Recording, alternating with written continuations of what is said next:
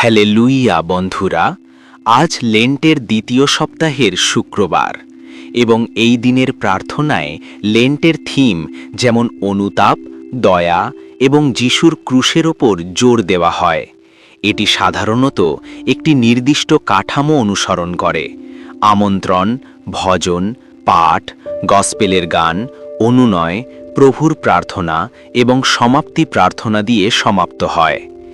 একাগ্রচিত্তে বসে প্রভুর মুখখানি স্মরণ করে মনে মনে তাকে আহ্বান করুন। এরপর হিম 51 পাঠ করুন। হে ঈশ্বর, তোমার দয়ায় আমার প্রতি করুণা করো। তোমার করুণায় আমার অপরাধ মুছে দাও। আমাকে শুদ্ধ করো। আমার অপরাধগুলো আমি সত্যিই জানি। আমার পাপ সর্বদা আমার সামনে। তোমার বিরুদ্ধে, শুধু তোমার বিরুদ্ধে আমি পাপ করেছি। তোমার দৃষ্টিতে যা মন্দ তাই আমি করেছি। যখন তুমি বিচার করবে তখন তুমি ন্যায়সঙ্গত হবে, এবং যখন তুমি বিচার করবে তখন তুমি নির্দোষ হবে। দেখো, পাপে আমি জন্মগ্রহণ করেছি। একজন পাপী হিসাবে আমি গর্ভে ধারণ করা হয়েছি। সত্যি তুমি হৃদয়ে সত্য ভালোবাসো। তাহলে আমার হৃদয়ের গোপনীয়তায় আমাকে জ্ঞান শেখাও। আমাকে শুদ্ধ করো, তাহলে আমি পরিষ্কার হব। আমাকে ধুয়ে নাও, আমি দুধের মতো সাদা হব। হে ঈশ্বর, আমার জন্য একটি শুদ্ধ হৃদয় সৃষ্টি করো। আমার মধ্যে একটি অটল আত্মা রাখো।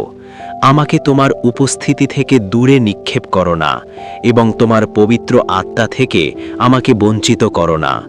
তোমার সাহায্যের আনন্দ আমাকে আবার দাও।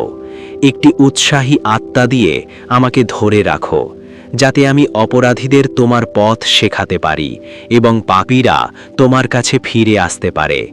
হে প্রভু, আমার উদ্ধারকর্তা, আমাকে উদ্ধার করো এবং আমার জিহ্বা তোমার ভালোবাসা ঘোষণা করবে। হে প্রভু, আমার ঠোঁট খুলো এবং আমার মুখ তোমার প্রশংসা ঘোষণা করবে।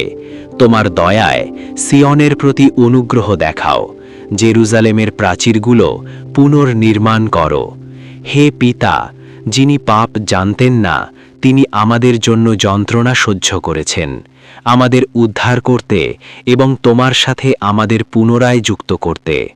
আমাদের অনুতপ্ত হৃদয় এবং কষ্টপূর্ণ আত্মার দিকে তাকাও এবং আমাদের অশান্ত বিবেককে সুস্থ করো, যাতে পবিত্র আত্মার আনন্দ এবং শক্তিতে আমরা তোমার প্রশংসা এবং মহিমা সমস্ত জাতির সামনে ঘোষণা করতে পারি। আমিন।